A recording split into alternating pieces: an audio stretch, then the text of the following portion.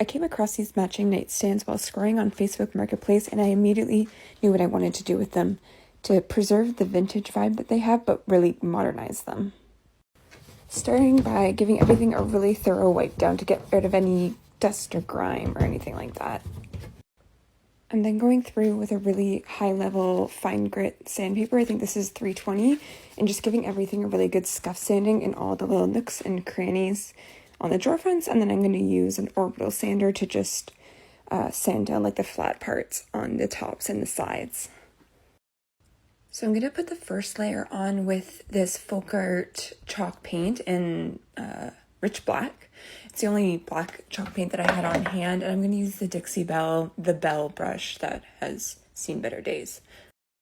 Okay, so I have that drying, and I actually didn't end up using the orbital sander. I just hand scuff sanded this with like 150 or 200 or something grit sandpaper.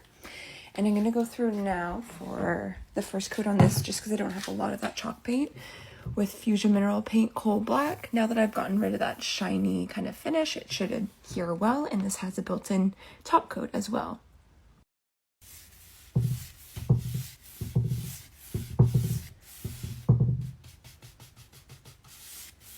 With Fusion, it goes on best if you do in long strokes versus like kind of doing this. Finish it off with a long stroke to get the best finish.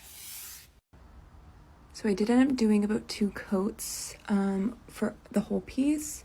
For the top portion, I used my zebra fan brush. I like how wide it is with really packed bristles, but it's not super like thick, so I'm not wasting a lot of paint when I use it.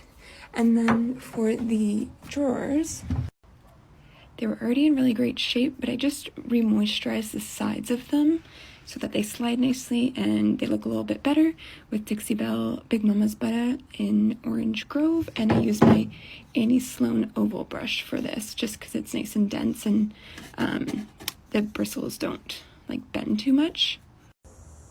And this is how they turned out.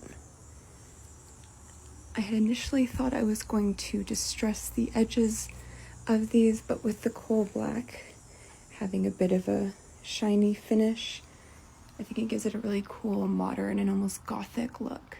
And I'm really happy with how these turned out.